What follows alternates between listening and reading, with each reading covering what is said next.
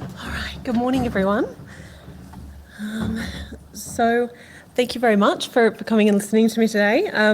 I just want to first start off by acknowledging that we're on the lands of the Ngunnawal and the Ngambri people, and I'd like to pay my respects to their elders, past, present and emerging.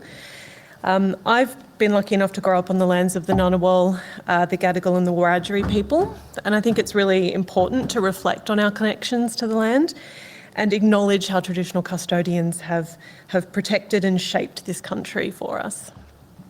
All right, let's see how this goes.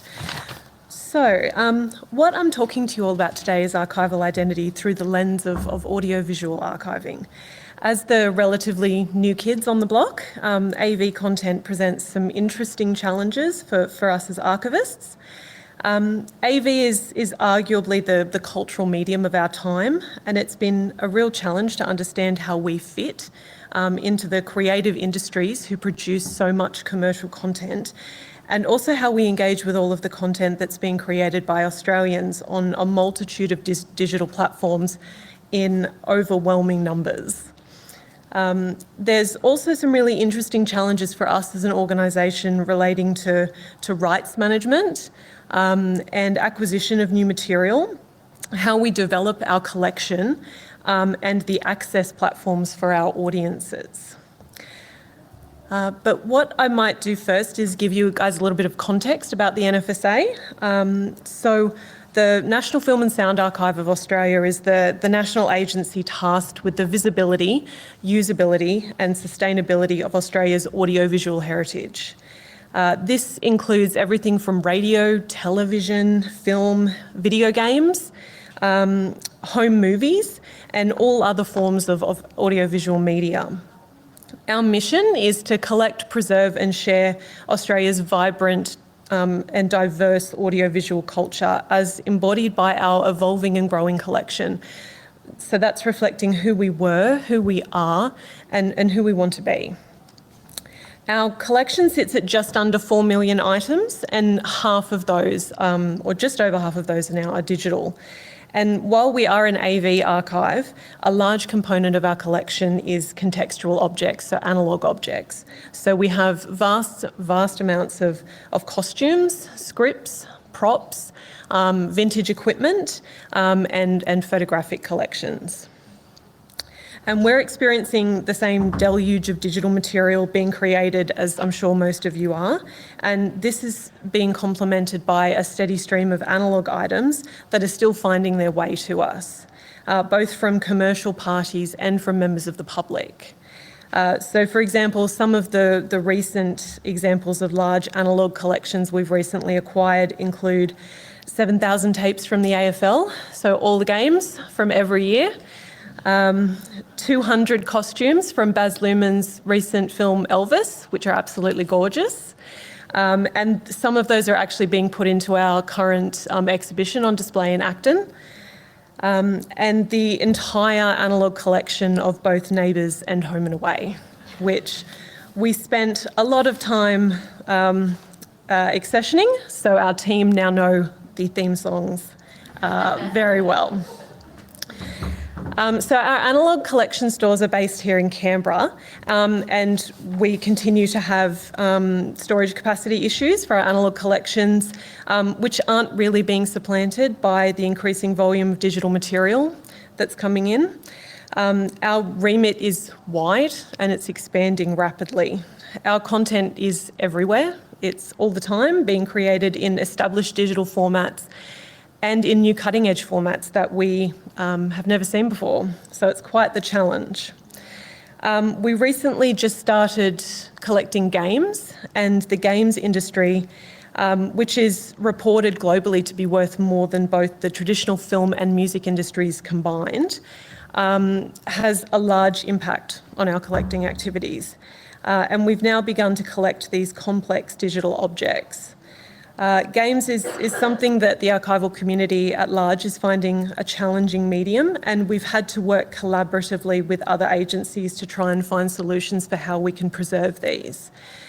So we recently acquired Untitled Goose Game in conjunction with ACME and the Powerhouse Museum, And by doing this together, we're hoping to combine our specialist skills and approaches that each institution has so that we can work out a way forward to preserving games. What's interesting for us as a collecting institution is that we don't have legal deposit. So we are very much reliant on our great stakeholder relationships to collect items and make sure that we're picking things that are reflective of Australian society and Australian content. So we hold a pretty unique place within the creative industries, like the film, television and radio industries.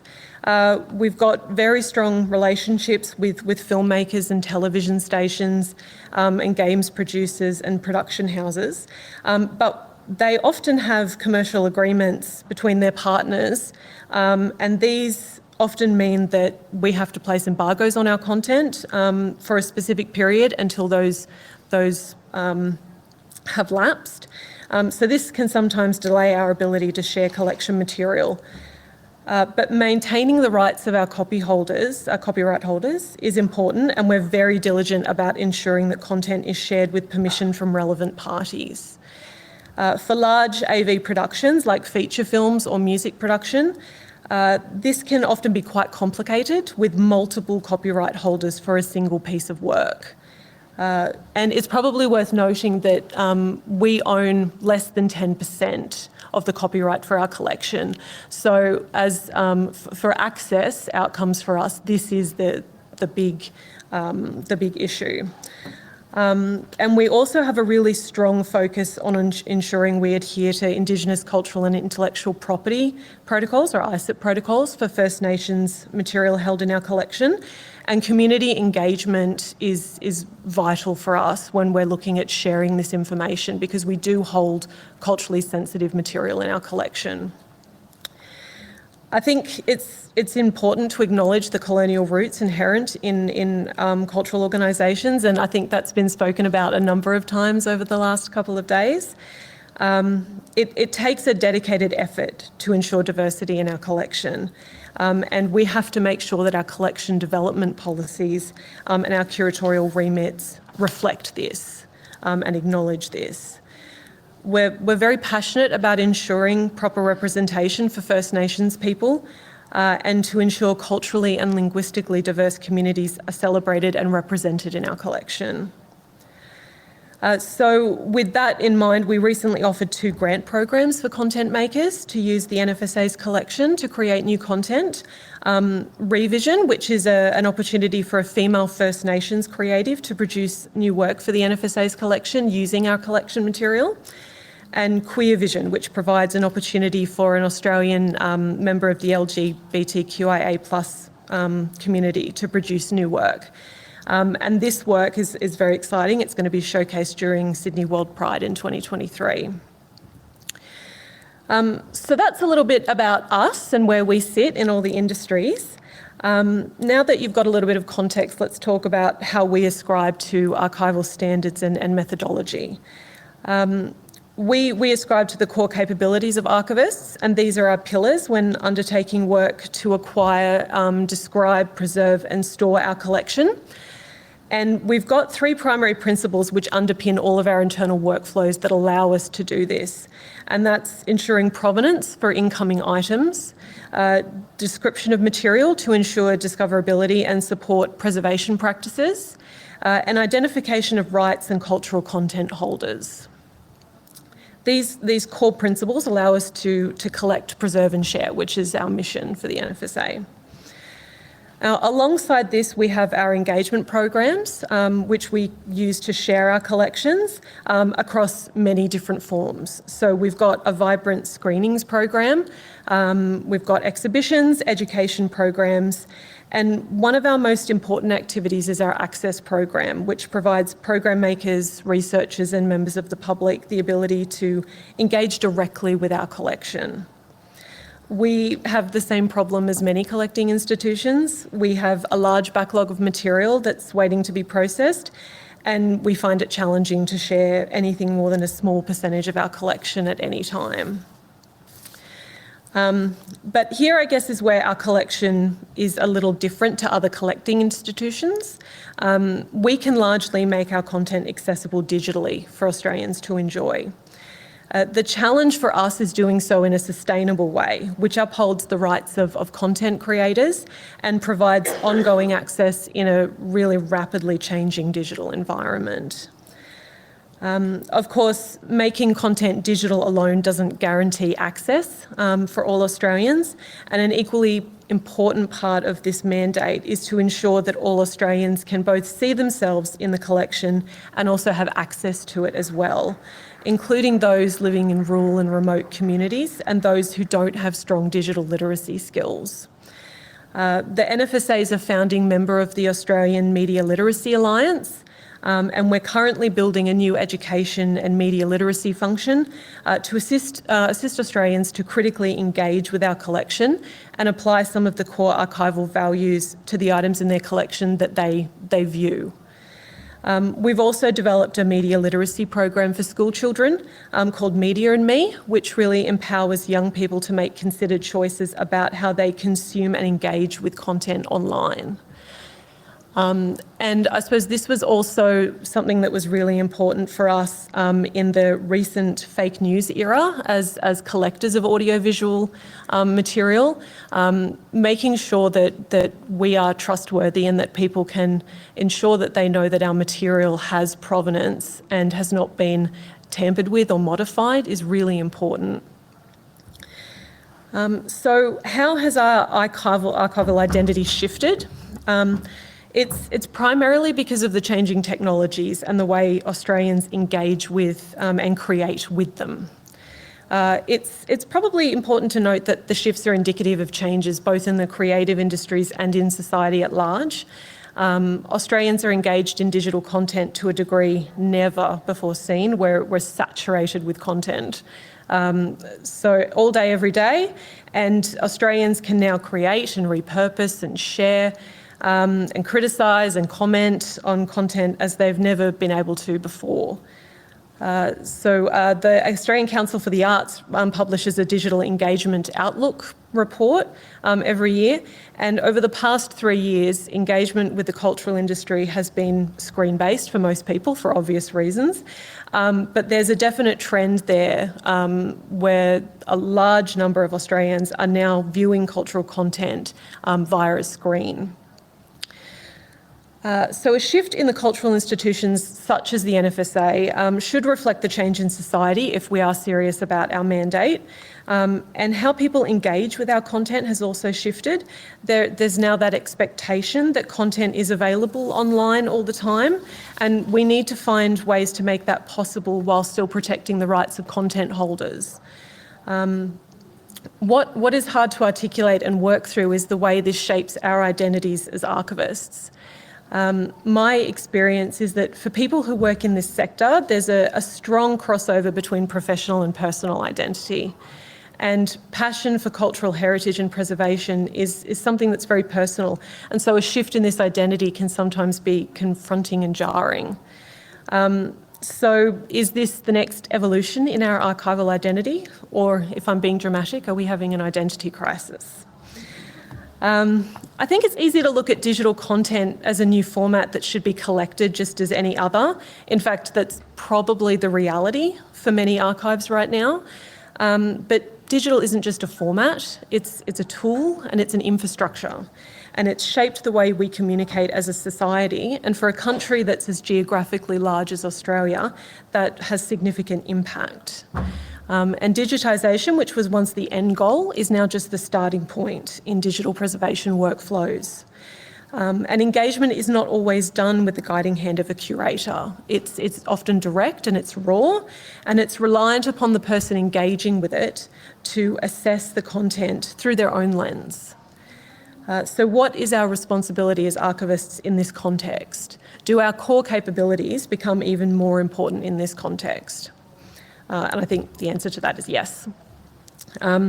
Access to content comes with the responsibility of ensuring Australians know how to critically engage with it, that they can assess content and form their own opinion, They can complement it, criticise it, repurpose it, challenge the assumptions, understand the intent of the work, and agree or disagree as you see fit.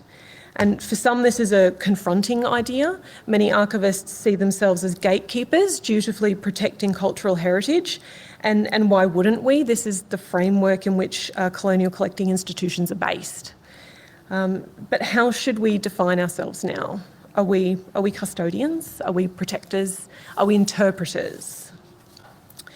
My feeling is that we're here to identify, record and discuss what it is to be Australian, to encourage people to engage and critique and discuss what that is and how it changes over time.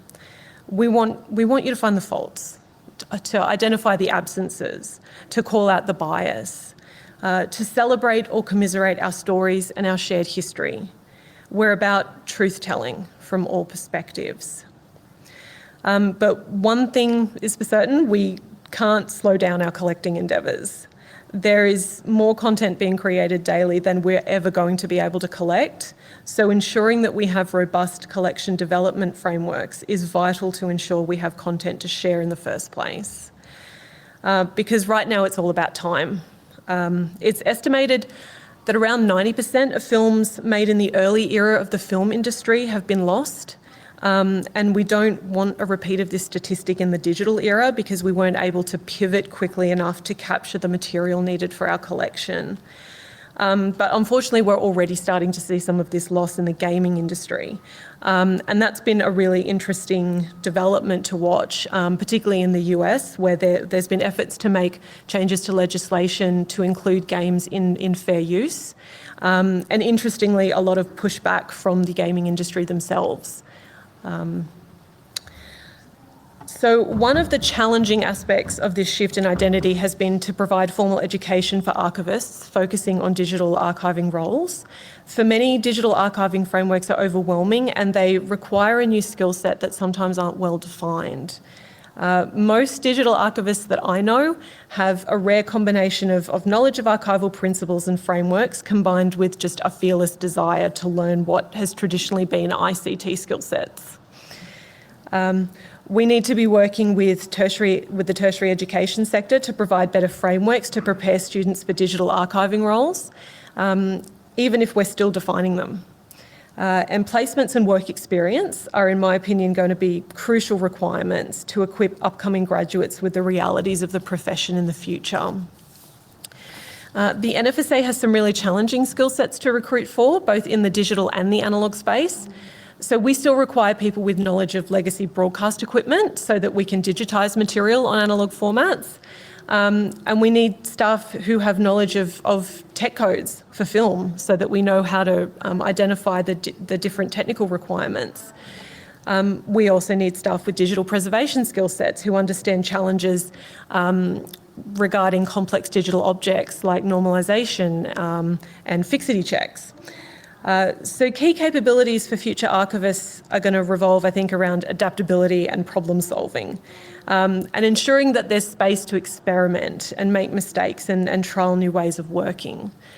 We're currently partnering with Charles Sturt University to provide a graduate diploma in audiovisual archiving, and we participate in exchange programs to allow for skill sharing amongst the archival community and provide opportunities for staff to travel and learn with our counterparts overseas as well. So how has this archival identity shifted and how do we support the next generation of archivists? For us, this comes down to really properly acknowledging and defining digital preservation workflows as key functions. We've spent the past few years experimenting with pathways to collect, preserve and share our collection digitally, as well as providing support for staff to gain the skills they need to define digital preservation standards. We've experimented with analytics functions to allow us to better understand our collection and our workflows. And we've begun to carve out a digital preservation function with dedicated roles that are properly defined and not just tasks that everyone kind of does as part of their day-to-day job. We're currently upgrading our digital infrastructure to provide efficient pathways for digital-born and digitised material for their long-term preservation. And we're also part of the Digital Preservation Coalition, which is a great forum to be able to collaborate and engage with other people in the same situation we are. And their resources are really great for helping to assess your maturity and also define the roles that are going to be the future archival roles. So we've also experimented with some different projects to better understand the technology tools that are available for us and their application to our collection. In 2020, we successfully archived Cathy Freeman's historic gold medal run at the Sydney Olympic Games onto synthetic DNA. And that was a partnership we did with the Olympic Committee. DNA is a really interesting development, and it has really huge storage efficiency implications that could really benefit archival collections.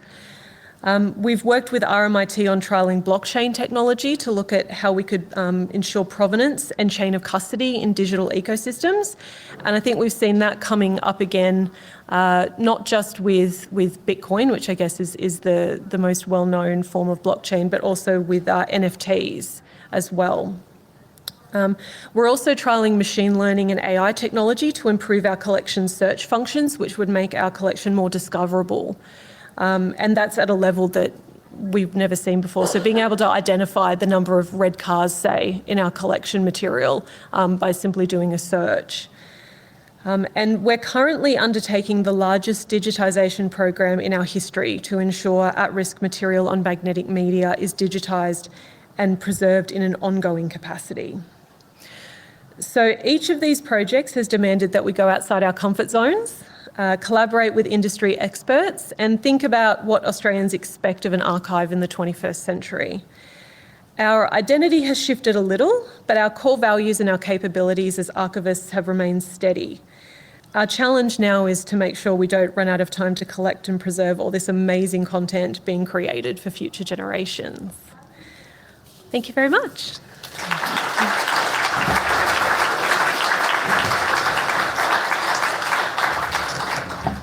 Okay, I think we've probably got 2 minutes, maybe, till morning tea. So we've got time for a couple of questions, if you have any for Lauren. So there's one over there. Working with, thank you. Mark Lamont here, assisting Linnaeus Technologies and in a partnership with University of Newcastle Living Histories collection.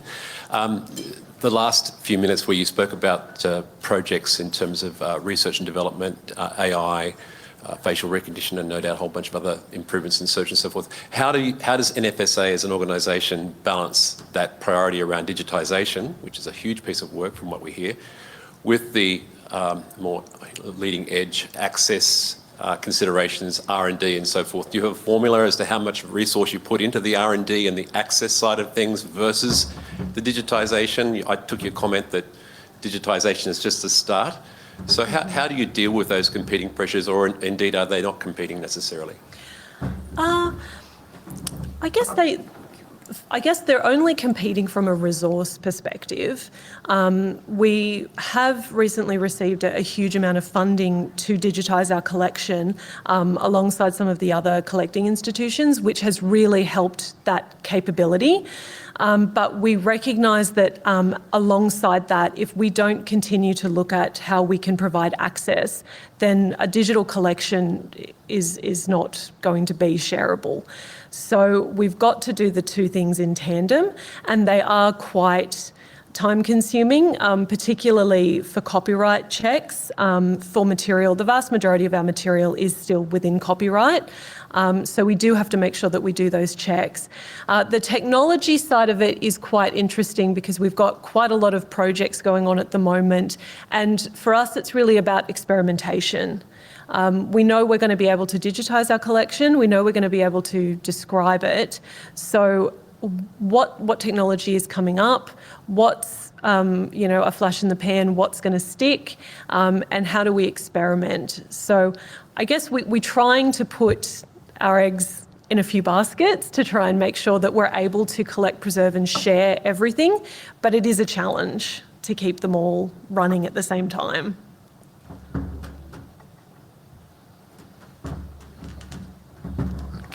one last question over here.